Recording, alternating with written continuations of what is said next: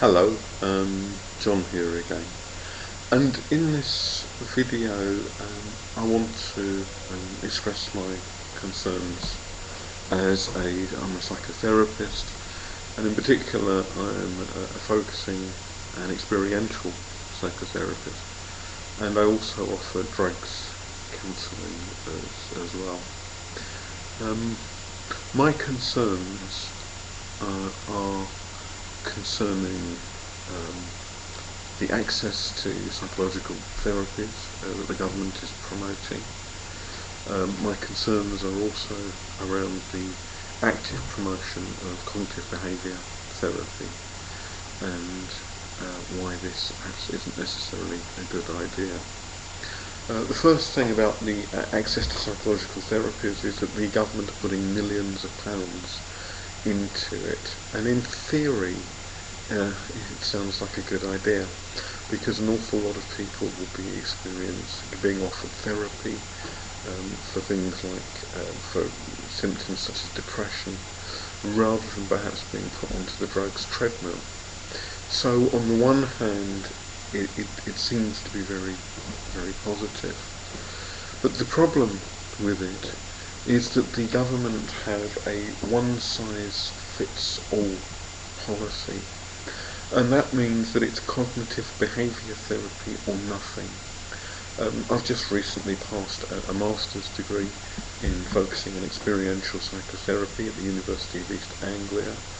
This type of therapy is research-based, evidence-based, not just in terms of research, but in terms of the evidence of my clients who come, engage and benefit from it. And yet, in spite of all that, if I was to go for one of these government jobs, they would completely disregard all my training. They would say that I had to train in cognitive behaviour therapy, and once I started working in it, there's a whole load of forms that I'd have to fill in, showing, for example, how I'd identified core beliefs of the client, showing that how effective I'd been in changing people's thinking in order to change their feelings. And the clients themselves, I've had so much anecdotal evidence about this, almost that they have to fill out forms themselves to basically say how good it is.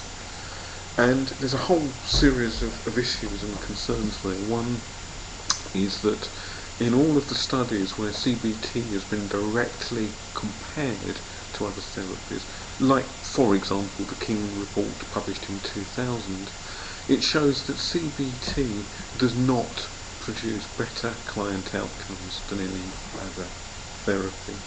So that's the first concern that I have, that it simply isn't suitable for a whole lot of people, and that it's actually no better when directly compared.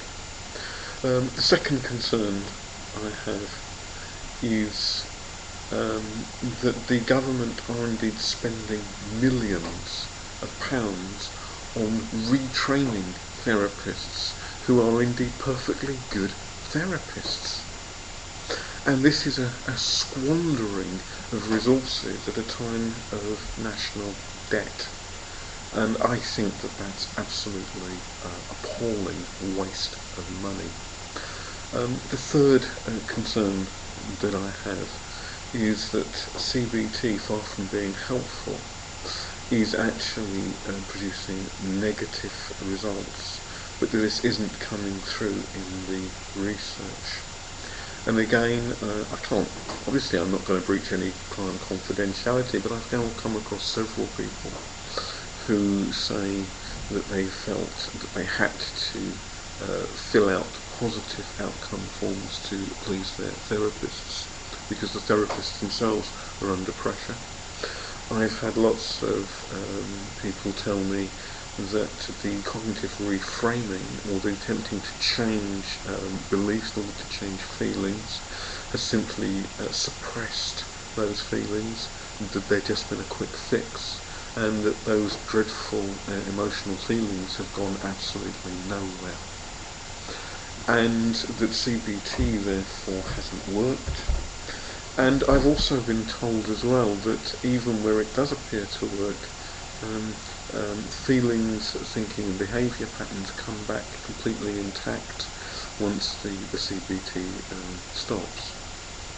And so my concern is that although in the what you might call the meta-analysis, the direct comparisons between CBT and others show that CBT is no better, my actual concern is that in terms of the medium-term results, CBT could be actually far worse than other therapies, and that's something that I'm extremely concerned about.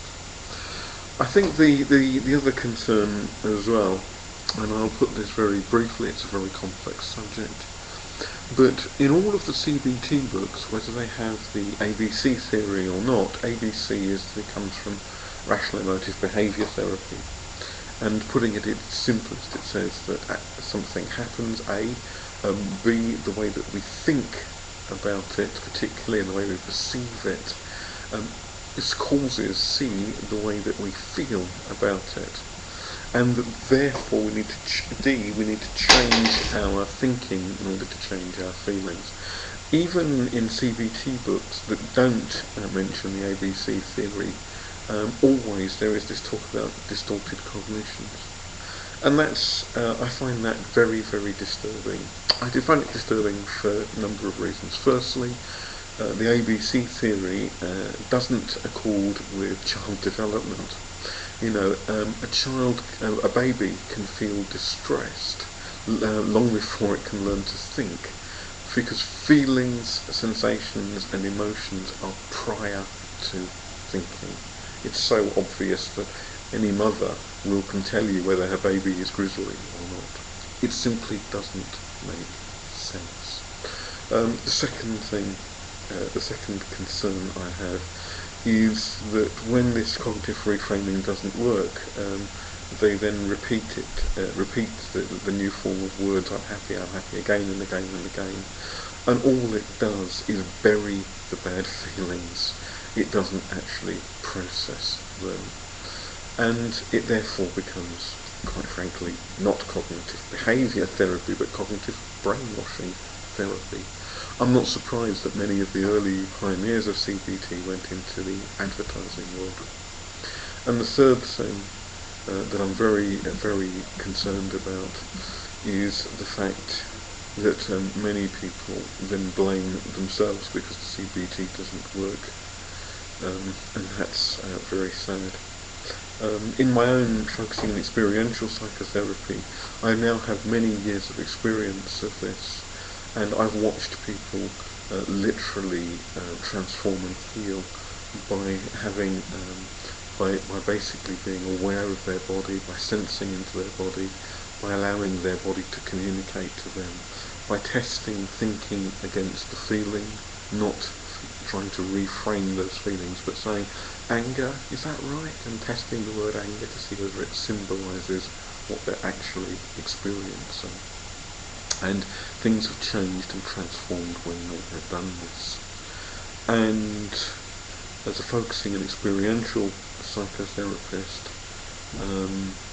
I like to have people actually heal and get to the roots of the issues, rather than trying to change and manipulate, brainwash themselves into thinking differently. Because often the new thinking doesn't change the feeling, it doesn't go anywhere, and people in many cases are actually worse off than when they started. So those are my concerns about cognitive behaviour therapy. Thank you for listening. Any responses, please do respond. If you're a CBT therapist and you disagree with what I'm saying, come back at me. I'm open. Thank you.